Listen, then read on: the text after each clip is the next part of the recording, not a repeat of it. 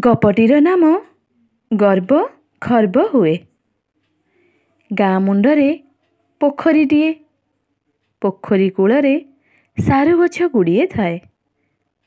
ସେଇ ଗଛ ମୂଳେ ବେଙ୍ଗଟିଏ ତାର ଛୁଆମାନଙ୍କ ସହିତ ରହୁଥିଲା। ମା ବେଙ୍ଗଟିର ମନରେ ବହୁତ ଗର୍ବ ଥାଏ। ସେ ସବୁବେଳେ ନିଜକୁ ବଡ଼ ବୋଲି ଭାବେ। ତାଠାରୁ ଆଉ କେହି ବଡ଼ ନାହାନ୍ତି ବୋଲି ତା ଛୁଆମାନଙ୍କୁ ସେ ସବୁବେଳେ କହୁଥାଏ। ଛୁଆମାନଙ୍କୁ ବାହାରକୁ ନ ଯିବା ପାଇଁ ବାରଣ କରୁଥାଏ। ଦିନକର ଘଟଣା, ବେଙ୍ଗ ଛୁଆମାନେ ପୋଖରୀ କୂଳରେ ଖେଳୁଥାନ୍ତି।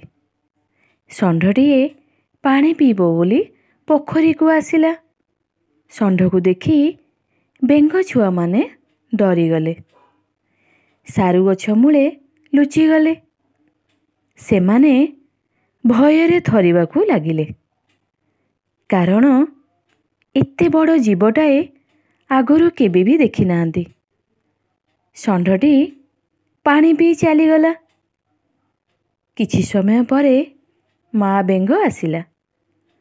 ମାକୁ ଦେଖି ଛୁଆମାନେ ଫକ୍ ଫକ୍ ହୋଇ ଡେଇଁ ମା ପାଖକୁ ଆସିଲେ। କହିଲେ, "ମା ଲୋ ମା, ଆମେ ଆଜି ଗୋଟିଏ ମସ୍ତ ବଡ଼ ଜୀବ ଦେଖିଲୁ।" ଛୁଆଙ୍କର କଥା ଶୁଣି ମା ବେଙ୍ଗ କହିଲା, "ସେ କ'ଣ ମୋ ଠାରୁ ବଡ଼?" ଛୁଆମାନେ କହିଲେ, "ତୋ ଠାରୁ ବହୁତ ବଡ଼।" ଏକଥା ଶୁଣି ମା ବେଙ୍ଗ କହିଲା, "ଦେଖ, ମୁଁ ବି କେମିତି ବଡ଼ ହେଉଛି।" ଏହା କହି ପେଟ ଫୁଲାଇଲା ଓ କହିଲା, "ଦେଖ, ଏହାଠାରୁ କ'ଣ ବଡ଼?" ଛୁଆମାନେ ଏକ ସ୍ୱରରେ କହିଲେ, "ଏହାଠାରୁ ଯଥେଷ୍ଟ ବଡ଼।" ସେ ଆହୁରି ଆହୁରି ଫୁଲିବାକୁ ଚେଷ୍ଟା କଲା। ଶେଷରେ ତାର ପେଟ ଢୋ କରି ଫାଟିଗଲା ଏବଂ ସେ ମରିଗଲା। ତାହେଲେ ପିଲାମାନେ, ଆମେ ଏ ଗପରୁ କ'ଣ ଶିଖିଲେ? ନା, ନିଜକୁ ସର୍ବଦା ଅନ୍ୟଠାରୁ ବଡ଼ ମଣିବା ମୂର୍ଖାମି।